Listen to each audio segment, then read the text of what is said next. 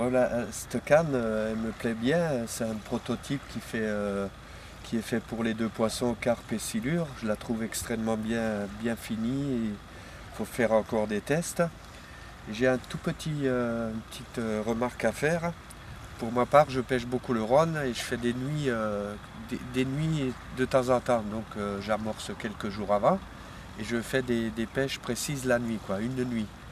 Et je pêche beaucoup avec 2 piquets, 2 cannes, 2 piquets. Et souvent sur les départs de silure, si on oublie un peu de desserrer le frein, la canne risquerait de partir dans l'eau. Donc j'ai dans l'idée, sur une belle canne comme ça, d'y rajouter un anneau. Pour, quand on la pose sur le piquet, pour amarrer la canne par terre pour pas qu'elle s'en aille dans l'eau. C'est une bonne idée. L'idéal, ça sera presque un anneau qu'on puisse visser. On peut mettre ou enlever parce que parfois il peut gêner quand on combat. Et en plus, un pommeau, mais amovible aussi. Pour avoir une bonne assise. Comme ça, tu peux avoir la canne à carpe classique avec la finition à l'anglaise, très jolie, etc.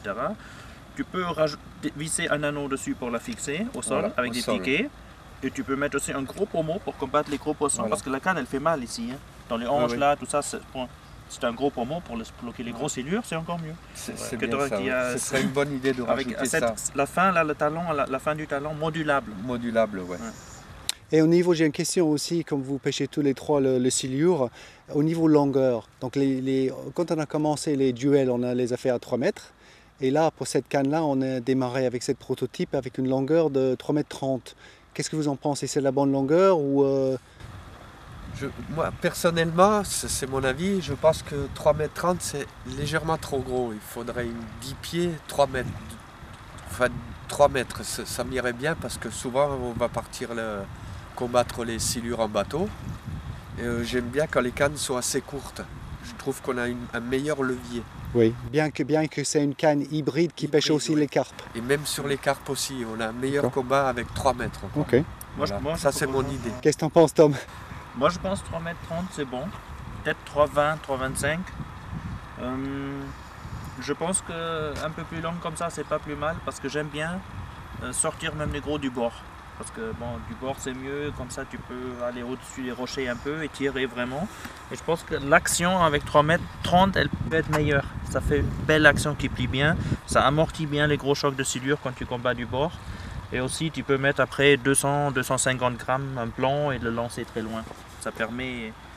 Moi ça me plaît pas mal parce que les duels, elles existent déjà, donc elles font déjà l'affaire pour combattre un silure. Ouais, il faut pas oublier aussi que c'est pour les carpes et surtout, c'est on lance du bord souvent. Oui, je pense c'est en fait ça qu'il faut pas oublier. Le but c'est que c'est une canne hybride quoi. Donc l'idée de la 11 pieds elle correspond à cette canne hybride quoi. C'est une longueur, comme tu dis Thomas, qui est un bon compromis. Mais rester même sur ça, quoi. Pas descendre à l'intermédiaire. Là, c'est très bien. Là. On a déjà fait des lancers.